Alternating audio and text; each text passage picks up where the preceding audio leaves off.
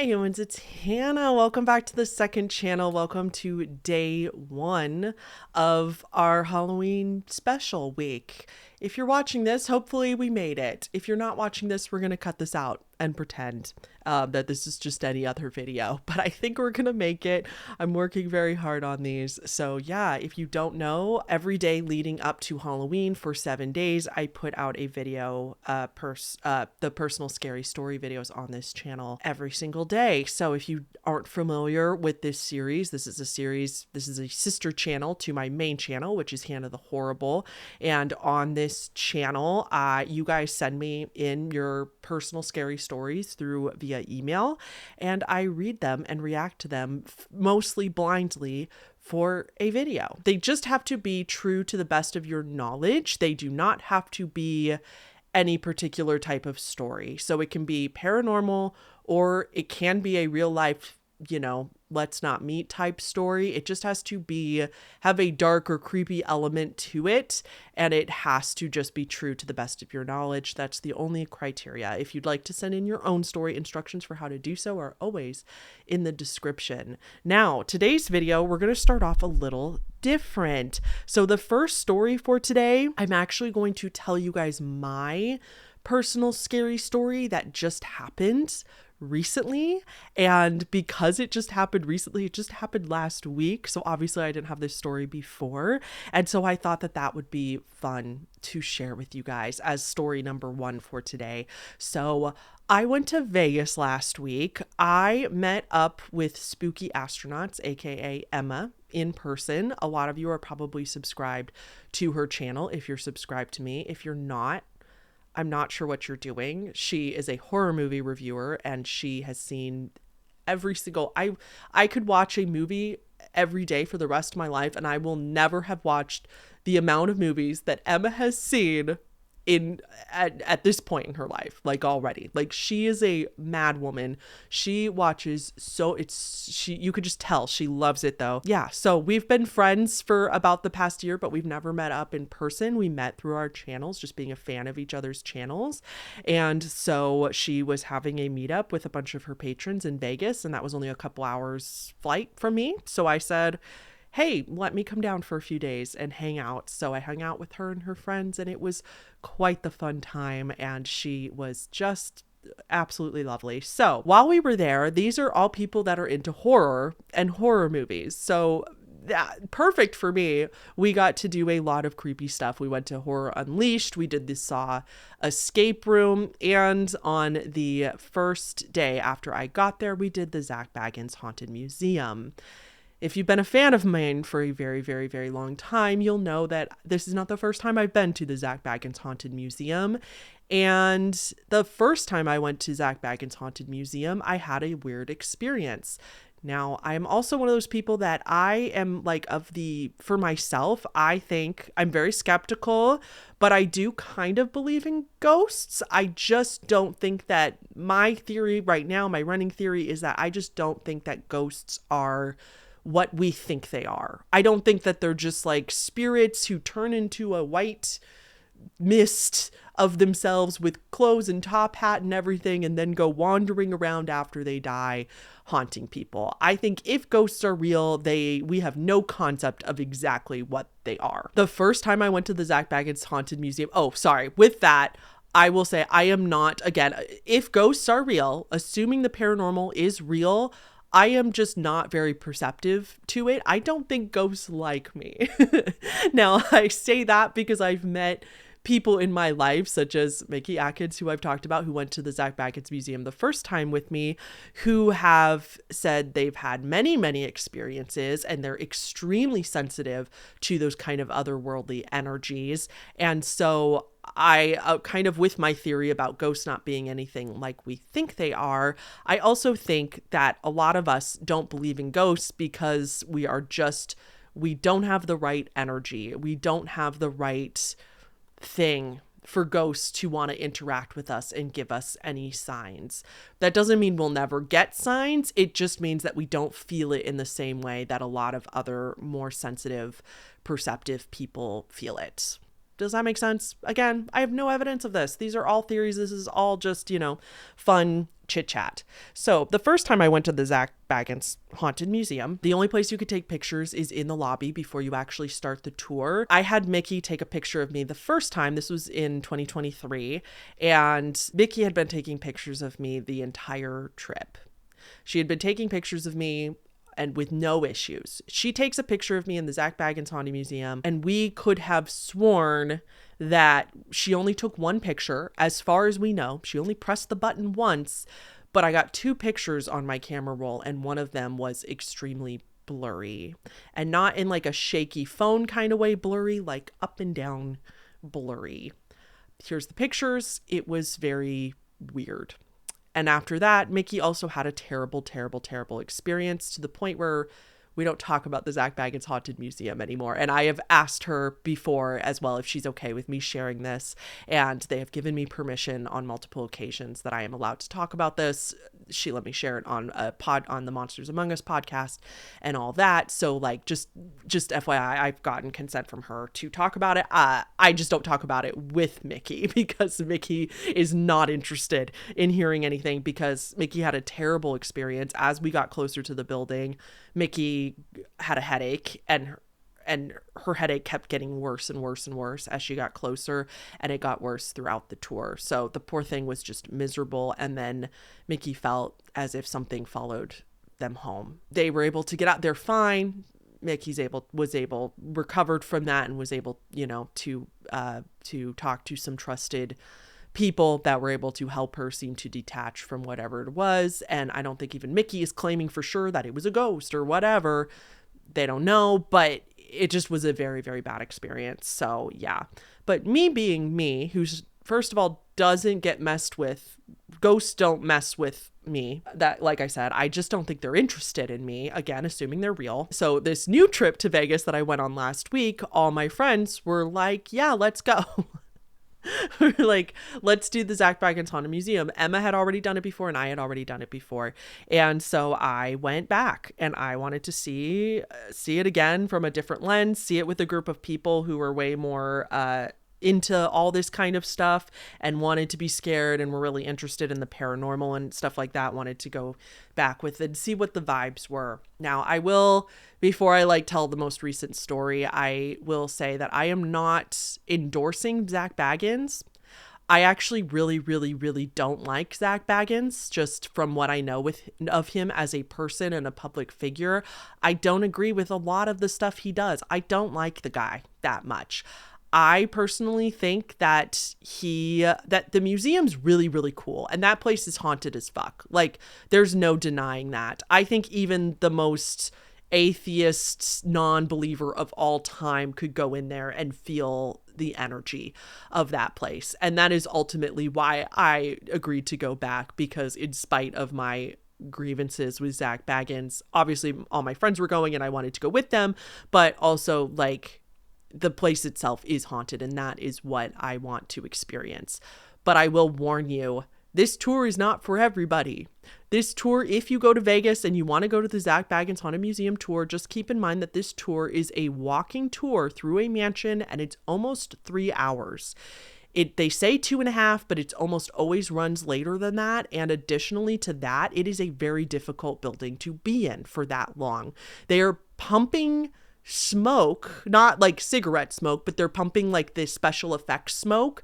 They're pumping that into the museum at all times to give it a more spooky feel. It's really annoying. It smells bad and it makes you feel kind of ill. I don't know how the workers and the tour guides stay in that place day in and day out as their jobs, because there's no windows. It's not hot. The air conditioning was good, but it's just very, very stuffy. And you sit down a few times throughout, but there's not you don't get to wander off on your own. You are with a tour guide, and it's over 2.5 hours. It is not for the faint of heart, I would say. Or I would say it could be, just make sure you know what you're getting into.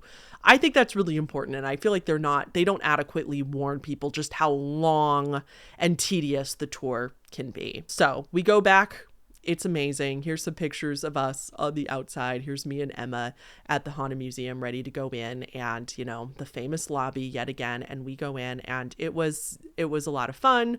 Always see the Dybbuk. I think it's pronounced Dybbuk. I was saying Dybbuk, and people get Emma said I was pronouncing it wrong. Dybbuk box, which is a very famous, like, Zak Bagans thinks it's the most haunted object in the world. I personally think it's all bullshit. I think that is a story that that whoever sold this to Zak Bagans saw him from a mile away.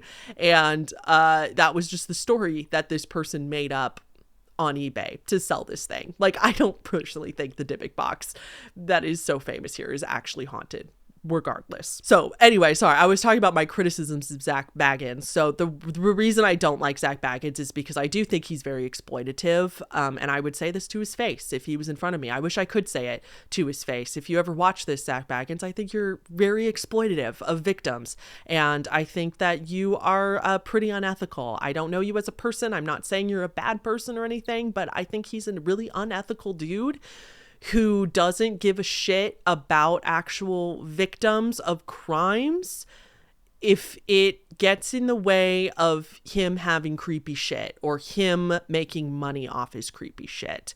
So the best example I have of this is that he has several rooms in his haunted museum devoted to serial killers.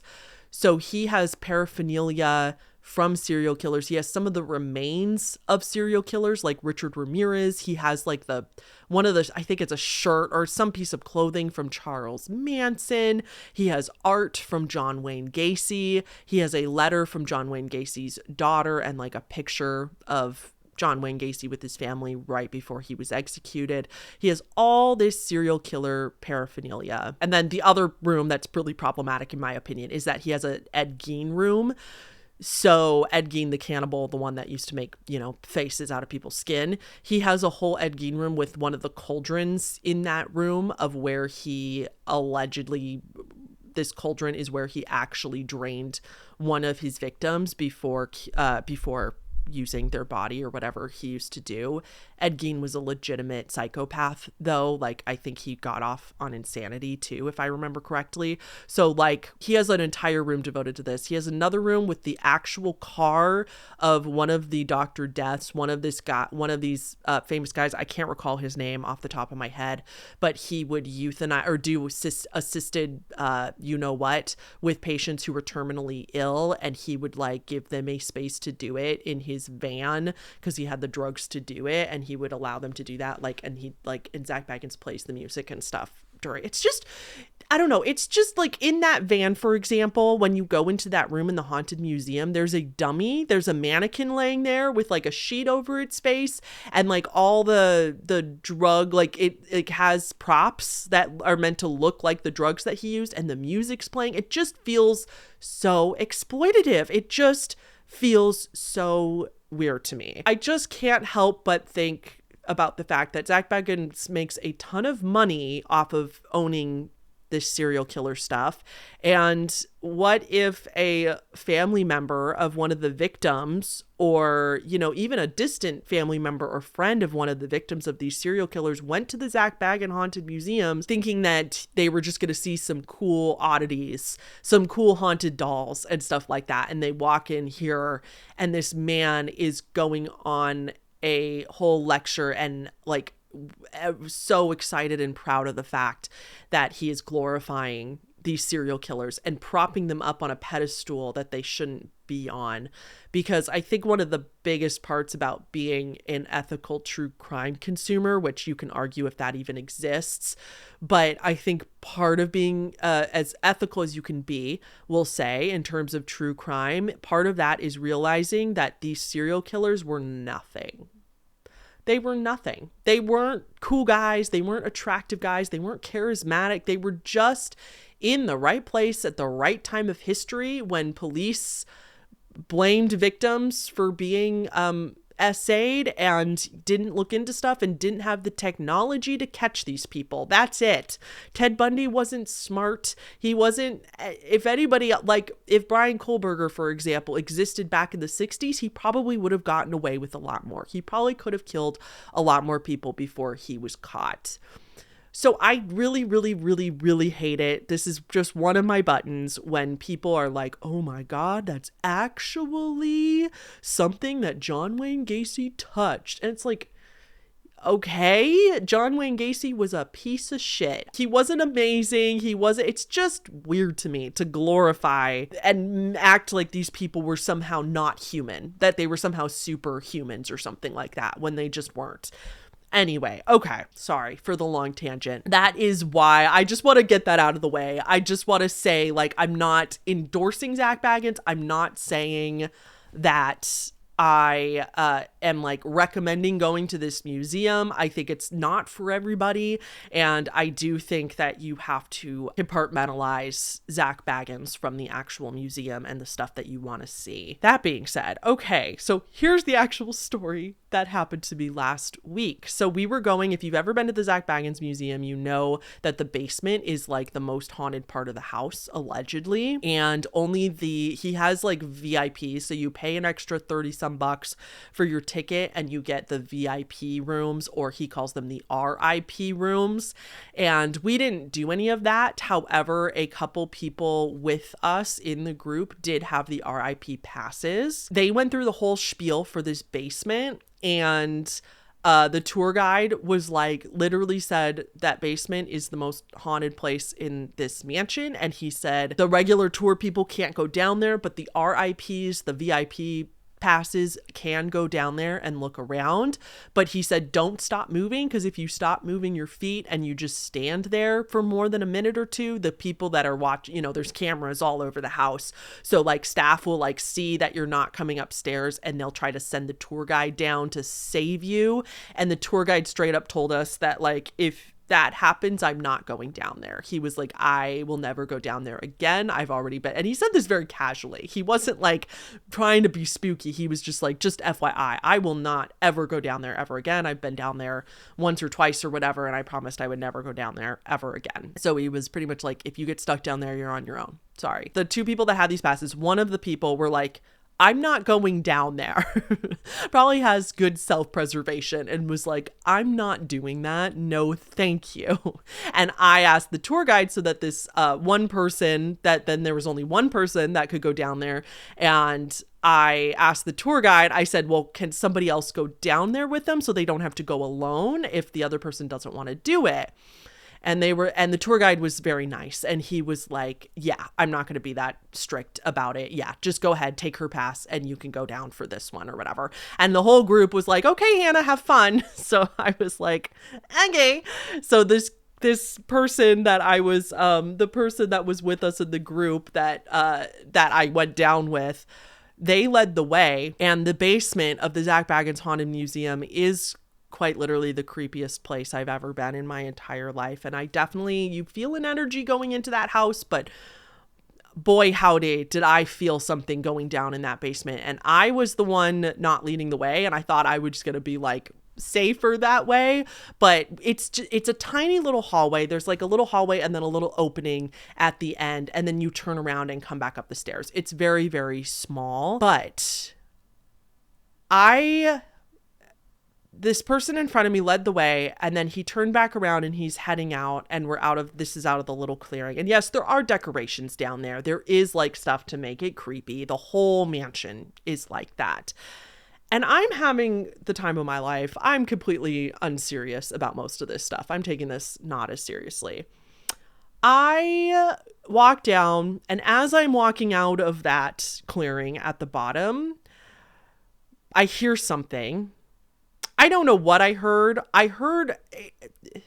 The reason I say that is because like there's nothing down there. There's nobody down there. There's nothing there that should be clicking. And it just was like, I can't even tell you exactly what the noise was, but it's like I heard something shift behind me. So I turned around and I looked as we were walking out, and I saw something there. But I can't describe what it was that I saw. It was a energy that I could physically see. It was like, and I've heard this described before. It was like static almost, kind of like not snow that you see on the TV, but like static. Like the what was in front of me looked static. And I know what you're thinking. At the beginning of this, I said like they're pumping the theatrical smoke everywhere in the Haunted Museum. And I realized that that's not what this was. That is not this. There wasn't smoke down there. They weren't doing it down there. I just turned around and it felt like something was following us. And it was like, it wasn't fully formed. It just, I saw it. I don't know how else to describe it. That noise prompted me to turn around. And when I did, it was like a ball of energy was standing there. And it just, like I said, it just looked like static. It just didn't look quite like the rest of the background. And I didn't see it for long because after that I was like, okay, bye. So I just turned around and I kept walking. And then we went back up the stairs and everybody in the group was like, how was it? And I probably looked like this. And I was like, yeah, no, that was creepy. That got me. That's what I said. And everybody was like really excited because I'm usually the unfazed one. I'm usually not, like I love being scared, but like, I'm not for that kind of stuff. Like I said, I wasn't taking it very seriously. And Emma said something along the lines of like, oh my God, it even got to Hannah or whatever. And, I said, and I told the group, I said like, yeah, I heard something down there as we were walking away. And the tour guide, and I had not said anything else at this point. I was just like, yeah, no, that was really freaky. I heard something. I don't know what it was. That I had not said anything about the thing that I saw. And the tour guide looks at me and he goes, does it feel like something followed you? That something was following you back out of the room and up the stairs? And I look at him and I said, yeah, it did. And he's like, yeah, that's why I don't go down there anymore. Yeah. He knew before I even, he knew what it was like to go down there. And it's just, that's exactly what I had experienced. It was like this knowing look he gave me of just like, yep, that's, yeah. Now, my mom pointed out when I told her this story, she's like, now remember you were primed. Remember your brain was primed to be creeped out before you even went down there. And I will be the first one to admit that, yes, it was. My brain was primed before I went into the whole museum. I do understand that argument that like you're primed, you're in this weird state, you're in this stuffy building. This wasn't that far into the tour though. It wasn't like it was 2 hours and 15 minutes in. This was in the first hour of the tour. For sure. So I was still pretty fresh from going outside. I was still in the middle of it. And the other thing my mom asked was like, is it possible they had a projector down there or something to make to put figures down there to make it look like you saw something? And I told her this was not a shadow. This wasn't a figure and that to me anyway, I'm like, ghosts wouldn't have shadows, right? This didn't have a shadow. It wasn't a shadow. It wasn't a movement. It wasn't a movement. I don't know how to describe it. It was not a movement. It was just a thing. It was just something standing there staring at me, but not staring at me. I don't know how else to describe it as just like weird static of just like the foreground didn't match the background. But it was, I don't think you could describe it perfectly without actually being there. But yeah, that was that. The only time I've ever really experienced anything that I can tell a story about is being at Zach Baggett's Haunted Museum. Both times. I'm 2 for 2 now. So yeah. So that's the first story for today. I still need to get my dad on this podcast / second channel because he has a couple really good ghost stories that he is also always been the most skeptical skeptics that ever skepticked in the world. But a couple recently, there's just this one story from his earlier, not youth, but like young adulthood that sticks with him, that even freaks him out. And then another, just some weird stuff that makes him not 100% sure that it's not real. And I really need to get him on here because this is coming from he's certified boomer, and my whole life he's been so like ghosts aren't real, Okay. Should we get on with the stories? So we're probably going to get to hopefully I'm going to try 3 stories today. Might only be 2 because a couple of these are long, but yeah, let's get into it. So this is the second story. This one starts, "Hi, Hannah. I'm new to the channel and I love your content. I love how compassionate and insightful you are when you're responding to people's stories, and the content you choose is fascinating. I love hearing people's creepy stories." Thank you so much. "I have, I think, a pretty good ghost story that you might like. I want to tell you my story. If you want to tell my story, you can call me D and I'm she, her. Sorry if the story is too long." People always say that, and it's never the case. I love having a mix of long and short and medium-sized stories. That's what makes a good grab bag of stories for a video. The short explanation is that I grew up in a haunted house, but the longer explanation is, of course, much more complicated than that. The house that my family lived in until I was a teenager was, in my opinion, scary as heck. Myself and my sisters all have stories of things that we felt, heard, or saw throughout the years that we lived there. However, a big caveat is that my mother is a deeply devout, fundamental religious person. It was her belief that we are surrounded by spiritual warfare and that demons are all around us and always trying to possess us. She believes that the only way to protect children from demon possession was to make sure that they knew about demons and how to protect themselves using prayer and ritual. As you might imagine, this is not the kind of parent that is going to soothe a child who is scared of the dark, but unfortunately will instead make every scary thing much, much worse. That sounds like some childhood trauma too, to make you think that something is always demon possession or demon related and not other explanations. I'm now in my 40s, but I am still confused about what I experienced, what I believe when it comes to the paranormal and religion, and also my own and my family members' mental health. I'm not diagnosed with any mental health disorders or delusion/hallucinatory disorders, and I do sometimes have negative feelings about places and the odd, strange experience, but nothing that comes anywhere close to the things I experienced in that house, both in terms of frequency and intensity. Now for the haunted house. Throughout my childhood, I regularly felt things, occasionally heard things, and occasionally had very weird physical things happen in the house. There are too many experiences to describe,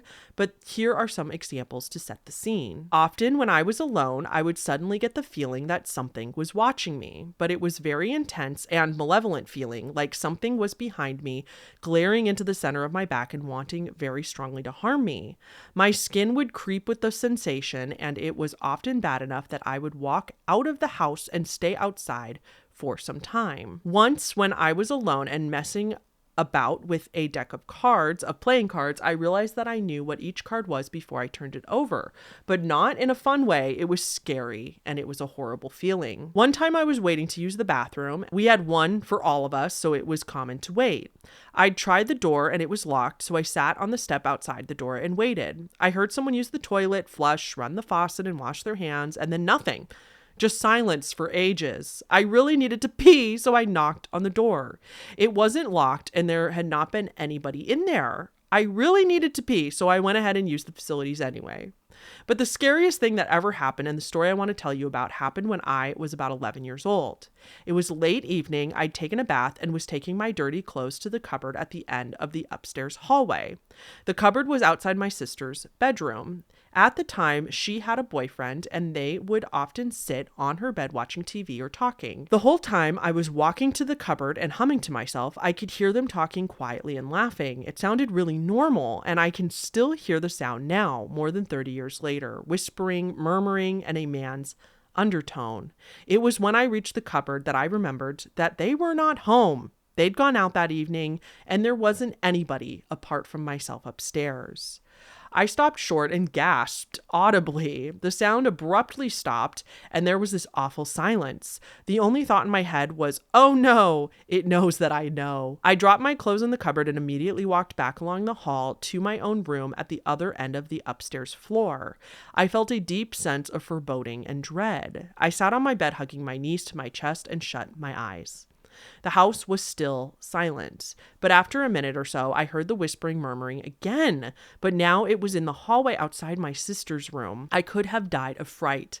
I put my hands over my ears, and that blocked out the sound for a little while, but then it came back inside my head. It was slowly approaching along the hallway towards my room, and it sounded less like whispering and more like chanting. I was really losing my shit by this point. The sound just kept coming until it reached my bedroom door. At this point, I felt pure terror and completely lost all composure. I opened my eyes but could only see white, and I just started shouting for my parents, who were downstairs. I don't really remember anything of the night after that. I told my mother what I'd heard, and she was really concerned, mostly about my mental health, I think. We agreed to see if anything like that ever happened again, and if it did, it was going to be a trip to the doctor for me. It didn't happen again, and in the natural course of things, we moved to a different house a year or so later. I still don't know how to understand the experiences I had in that house, and my sisters also have their own stories to tell. The weird things did not follow us to our new house. Not to say nothing weird ever happened again. Every now and then strange things have happened, but I have never felt anything as malevolent or intense as I did in the old house. I became a very sensitive adult. I'm sensitive to how places feel, sometimes if there is a presence there, and I'm sensitive to people's emotions. I seem to have empathy on a constant overdrive. My experiences were very real to me, but I don't know whether they were real or some kind of childhood or family psychosis. Thank you again for reading my story. I hope you enjoyed it, and if you tell it, I hope it is a comfort to anyone else out there who grew up in a scary and confusing circumstances to know that they are not alone. Thank you, Dee. That was a really, really good. I think that was a great story to kick off the spooky season, that's for sure. Did you guys consider, I know I sound like a broken record, but did you guys consider carbon monoxide poisoning? Were other people experiencing auditory hallucinations or just weird things in the house? Because what you're describing does sound like auditory hallucinations. And while it could be like, let's say it's a ghost, you know, absolutely terrifying no matter what. Like, let's be honest. But like sometimes these old, like sometimes we think houses are haunted because they're so old. And I think you did say that you had a old house. Okay, no, you just said it. You grew up in a haunted house. But if it was an old house, but even if it wasn't, whatever. Is it possible that there was a carbon monoxide leak that was not enough to kill anybody or get anybody so sick that you were trying to figure out what was going on, but like enough to give you auditory hallucinations? Because do you remember ever feeling sick or anything like that? Now, I could be wrong. A lot of people think to check for this or know that this is not the case, or their house doesn't have gas, you know, obviously. But yeah, always consider that as a possibility. Otherwise, though, that sounds absolutely terrifying and traumatizing. And I'm just so glad that whatever it was didn't follow you to the next place, because that is my worst fear. Having haunted experiences, fine, but feeling like something is attached to you sounds so freaking terrifying. Okay, this next one starts, "Hey Hannah, it's human. You can call me Blake. I don't mind you using my name if you choose to read this story for YouTube. I'm not overly It's not anything overly extraordinary or scary, but it's the closest to a paranormal experience I've had in my life, and I figured I'd share it. Back in 2017 to 2018, I worked at a doggy daycare in a building that I'm pretty sure was haunted or cursed or something. The building was old and falling apart, and barely anything was done to fix things. Most of the windows were cracked or taped up. There was a hole in the floor of the main hallway that just went straight into the basement. Speaking of the basement, it was unfinished with dim lighting and looked straight out of a horror movie scene. I'll attach pics of the outside of the building and an old pic of the basement I have. The back corner of the basement by the window was our break room. Unseen around the corner of that wall, there was a walk-in safe/vault we used for extra storage, and this will become relevant later. Myself and my coworkers at the time all had some very strange experiences during my time working there. I'll say that I am very much a skeptic, and most of the things that happened could likely be explained, but there are a few things that I'm not so sure about. I'll list them all from the most explainable to the least explainable. I love the organization. We use walkie-talkies to communicate, since one person would be outside with the dogs and someone else would be inside cleaning or doing other tasks.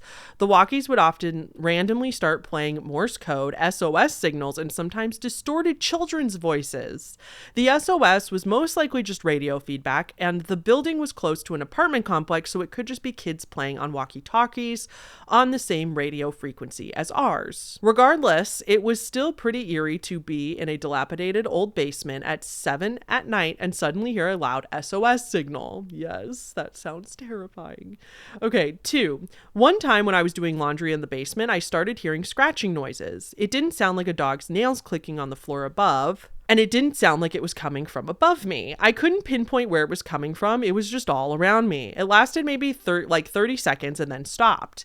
It could have been mice or some pests in the walls, or maybe it was the dogs walking around upstairs, or even just my paranoid mind playing tricks on me. 3. One coworker told me that he opened the vault in the basement and saw a small humanoid figure run by the opening. He tried to investigate but saw nothing when he looked in.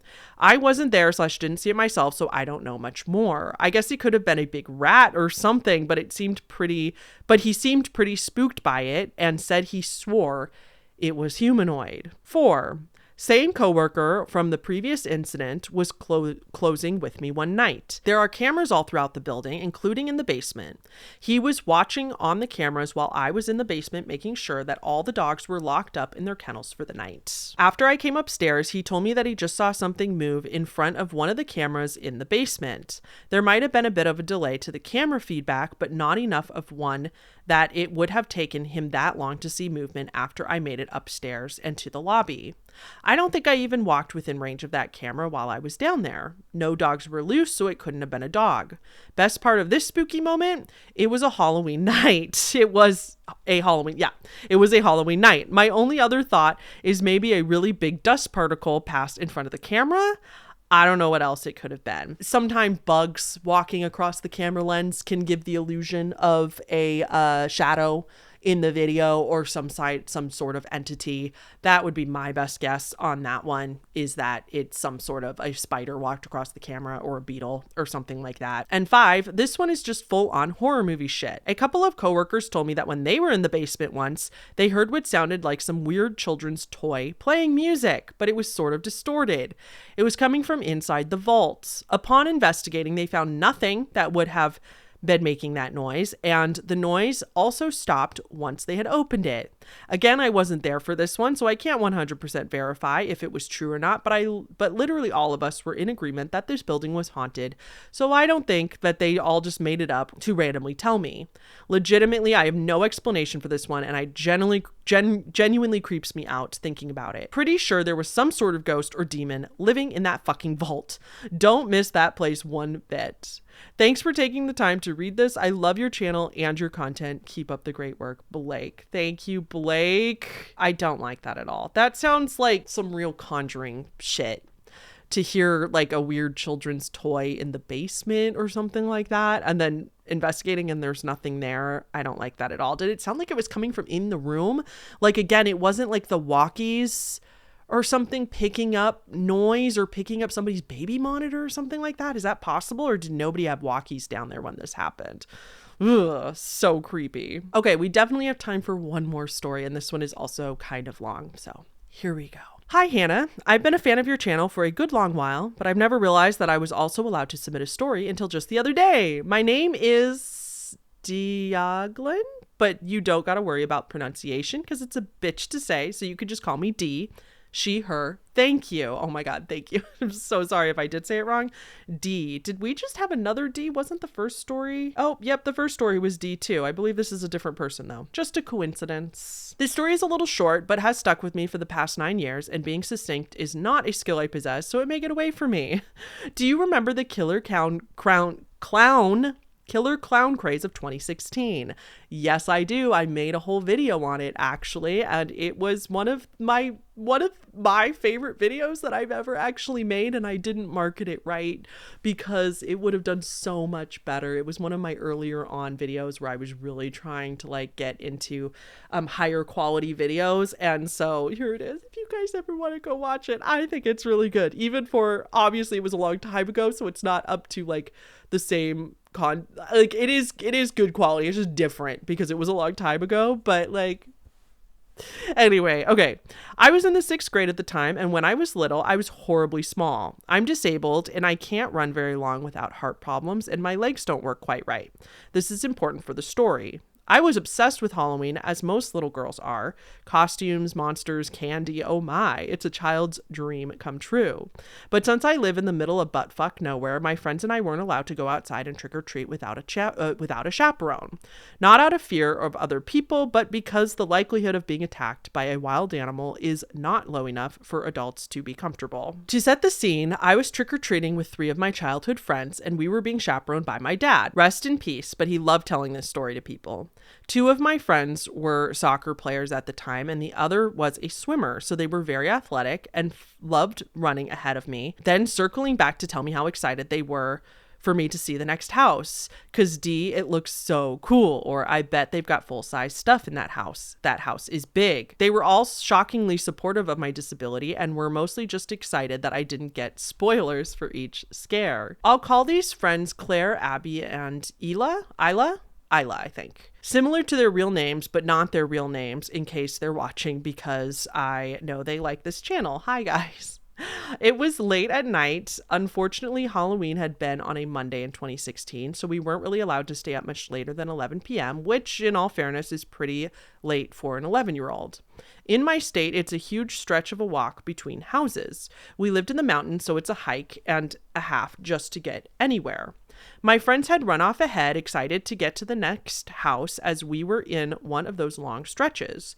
We don't have sidewalks where I live, and we don't have streetlights. My state is super pro keeping the environment natural looking, so my dad was carrying a huge heavy-duty flashlight to keep the road lit up for us. He was a good 15-20 feet behind me, 4 to 6 meters. I was getting pretty winded. I had been hobbling up this gravelly road for a while and was starting to get all sweaty and irritable. When I'm tired, my vision kind of fades, so my peripheral was all messed up and I couldn't see to my sides. I was getting a bit of a weird vibe when it feels like you're being watched. I assumed it was a coyote or an owl. Eyes on you is a common feeling where I live, and it ain't too scary once you're used to it.